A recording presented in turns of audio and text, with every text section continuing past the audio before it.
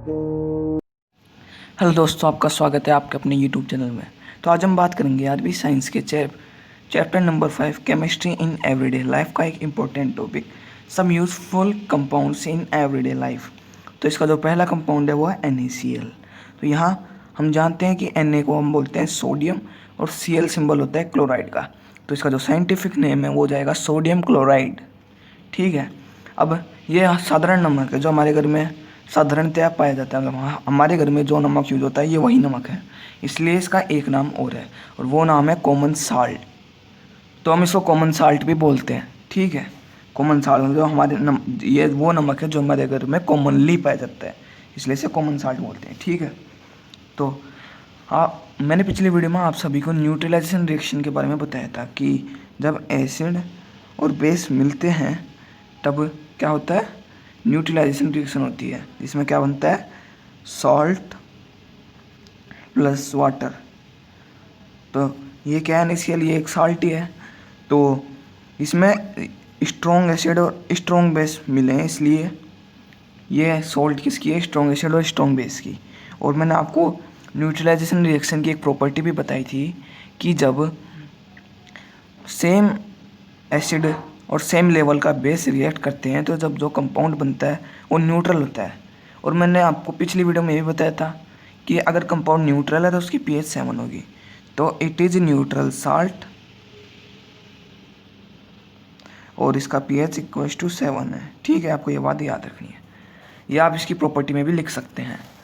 तो अब अगली चीज़ हमारी क्या है कि इसको हम मैन्युफैक्चर कैसे करते हैं, इससे बनाते कैसे हैं। तो आप कहेंगे सर हम किसी शायद एसिड और बेस को मिला के इसे बनाते होंगे। तो हम ऐसे इसको बना सकते हैं, पर यह तरीका गलत है, क्योंकि आप जानते हैं समुद्र का पानी क्या है, खारा। जब हमें समुद्र में पहले से ही नमक मिलता है तो हम ये एसिड और बेस की रिएक्शन क्यों करवाएं। ठीक है। तो होता क्या है, समुद्र के पानी में काफ़ी सारा नमक पाया जाता है, ये बात आप सभी लोग जानते हैं। ठीक है। तो हम क्या करते हैं, समुद्र के पानी को सुखा देते हैं। ठीक है। तो जैसे हम उसको सुखाते हैं तो उसके अंदर का जो वाटर होता है वो क्या हो जाता है, इवोपरेट हो जाता है और क्लाउड्स के रूप में चला जाता है, और नीचे क्या बच जाता है, नमक नमक बच जाता है। अब इस नमक में एक प्रॉब्लम होती है, इसमें काफ़ी सारी इम्प्योरिटीज़ होती है। कौन कौन सी होती है, मैग्नीशियम क्लोराइड और कैल्शियम क्लोराइड। अब यहाँ Cl2 ये वैलेंसी की वजह से आया है। NaCl में Cl को हम क्लोराइड बोल रहे हैं, यहाँ हम Cl2 को क्लोराइड बोल रहे हैं, और कैल्शियम क्लोराइड में वैलेंसी की वजह से CaCl2। ठीक है। ये आपको अगर समझना है कैसे आया तो मुझे कमेंट करें, मैं इसके लिए स्पेशल वीडियो लाने की कोशिश करूँगा। ठीक है। अब इसमें इम्प्योरिटीज है, तो इस इम्प्योरिटीज को हटाने के लिए हम इस नमक को एक कंटेनर में पानी के साथ मिला के रखते हैं। सॉल्यूशन बनाने के लिए इसे पानी में मिलाते हैं। ठीक है। या मान लीजिए कोई कंटेनर है, हमने इसमें मिला दिया इसको, तो हम इसके अंदर HCl गैस, आप बोलेंगे HCl एसिड है, तो हाँ ये एसिड है, पर हम इसको गैसेस फॉर्म में कन्वर्ट तो कर ही सकते हैं। तो HCl गैस में इस मिक्सचर को रख देते हैं। तो होता क्या है, HCl गैस से जब रिएक्ट करते हैं तो जो हमारा NaCl है वो प्रिसिपिटेट हो जाता है। प्रिसिपिटेट हो जाता है मतलब एक जगह इकट्ठा हो जाता है, हम उसको अलग निकाल लेते हैं। ठीक है। तो ये है इसका कमर्शियली बनाने का तरीका। अब आपकी बुक की थ्योरी भी मैं आपको पढ़ के सुना देता हूँ कि sodium chloride is commercially manufactured by drying the sea water, मतलब समुद्र के पानी को सुखा के, जो कि मैंने आपको बताया। The salt made by this method contain many impurities like magnesium chloride and calcium chloride impurities contain करता है। ठीक है। For obtaining pure form of NaCl hydrogen chloride gas is passed through large tank. ठीक है, filled with saturated solution of NaCl, ये solution है। ठीक है। Here in this way pure NaCl is precipitated out. ठीक है। तो मैंने आपको ये थ्योरी भी समझा दी है। चलिए अब हम बात करते हैं इसकी प्रॉपर्टीज़ की। अब घर में नमक तो हर किसी ने देखा है, तो वो नमक कैसा होता है, सॉलिड होता है। आप सबने देखा ही होगा, सॉलिड भी होता है, वाइट भी होता है, क्रिस्टलाइन सब्सटेंस है। ठीक है। अब आप पूछेंगे सर ये क्रिस्टलाइन सब्सटेंस होता क्या है, तो क्रिस्टलाइन सब्सटेंस हम उस सब्सटेंस को बोलते हैं जिसके अंदर के पार्टिकल्स क्रिस्टल्स के रूप में होते हैं।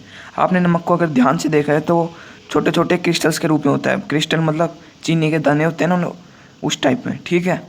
अगला है it's melting point is very high. नमक का melting point very very high होता है। ठीक है।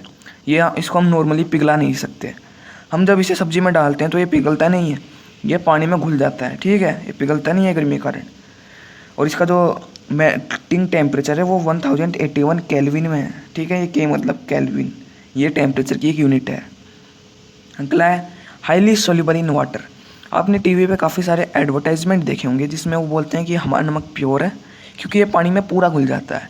तो प्योर नमक की एक निशानी है। अगर आप चाहे अपने घर के नमक की जांच करना चाहते हैं तो अगर वो ओरिजिनल है तो वो पानी में घुल जाएगा और दिखना बंद हो जाएगा। ठीक है, आप ऐसे अपने घर के नमक की जांच भी कर सकते हैं। और NaCl, अब it is ionise in aqueous solution. अब आयोनाइजेशन का मतलब पता है क्या होता है? आयोनाइजेशन मतलब आयंस में टूटना। तो जो हमारे पास NaCl है उसके पास 2 आयन है। अब आयन क्या होते हैं आप पूछेंगे, तो आयन वो एटम होते हैं जिनके ऊपर क्या होता है? चार्ज। तो जैसे सोडियम के एटम पे भी चार्ज है, क्लोरीन के एटम पे भी चार्ज है। तो जब हम इसे एक्वस सॉल्यूशन यानी कि पानी में डालते हैं तो ये Na+ और Cl- में टूट जाता है। इसी को हम आयोनाइजेशन बोलते हैं। ठीक है, अब हम बात करते हैं इसके यूजेज के। उससे पहले मैं आपको एक जानकारी देना चाहता हूँ कि जब हमने समुद्र के पानी से जो नमक बनाया था उसमें आयोडीन नहीं होता है। आयोडीन को उसमें अलग से मिलाया जाता है। ठीक है, अब नमक का एक सबसे इम्पोर्टेंट और सबसे नॉर्मली यूज हर कोई जानता है कि हमारे घर में खाने के अंदर मतलब फूड के अंदर इसका यूज होता है। अगला है प्रिजर्वेशन ऑफ फूड, मतलब खाने को सड़ने से बचाने के लिए। अब इसका यूज बहुत ही कम लोग जानते हैं। मैं भी जब आपकी क्लास में नहीं था तब मैं नहीं जानता था। तब मैंने अपने टीचर से पूछा था तो उन्होंने बताया था कि जो मीट होता है उसको सड़ने से बचाने के लिए नमक लगाते हैं। अगर आप में से कोई खाता है तो शायद आपको पता होगा। ये बात सही है तो आप मुझे कमेंट करके बताना। ठीक है, अगला है it is use in freezing mixtures, मतलब हम जब किसी चीज़ को जमाते हैं तब इसको उसमें डाल देते हैं। आपने कुल्फ़ी तो खाई होगी दुकानों पे, तो आपने देखा उस पर हल्का हल्का नमक आता है। वो नमक जानबूझ कर डाला जाता है क्योंकि उससे वो जल्दी ही क्या हो जाती है? जम जाती है, कम टेम्परेचर पे जम जाती है। ठीक है, तो it is used in freezing mixtures. ये 3 तो आपने अपनी रियल लाइफ में भी देखे ही होंगे। अगला है as a raw material. Raw material मतलब कच्चा माल, मतलब इस नमक से हम और कोई दूसरे नमक भी बना सकते हैं, जैसे NaOH, Na2CO3 अब NaSCO3। तो NaOH है, इसको हम Na मतलब सोडियम और OH मतलब हाइड्रोक्साइड। तो ये है कास्टिक सोडा। ये पर लिख देता हूँ, आप कन्फ्यूजन ना हो, कास्टिक सोडा। और Na2CO3 ये होता है वॉशिंग सोडा। सॉरी राइटिंग अच्छी नहीं हो रही है। और जो NaCO3 है ये अपने घर में यूज होने वाला बेकिंग सोडा है। इन तीनों के बारे में हम अगली वीडियोस में जानेंगे। तो अगर आपको हमारा कंटेंट अच्छा लगा है तो कृपया करें चैनल को सब्सक्राइब कर दीजिए, वीडियो को लाइक कर दीजिए। और अगर आपको कोई भी सुझाव देने हैं या आपको कोई भी सवाल पूछना है तो मुझे कमेंट कीजिए। कृपया करें जल्दी से चैनल को सब्सक्राइब कर दीजिए और 1000 सब्सक्राइबर तक जल्दी पहुंचा दीजिए ताकि मैं आपको इससे भी बेहतरीन यूट्यूब का सबसे बेहतरीन कंटेंट दे सकूं। Thank you.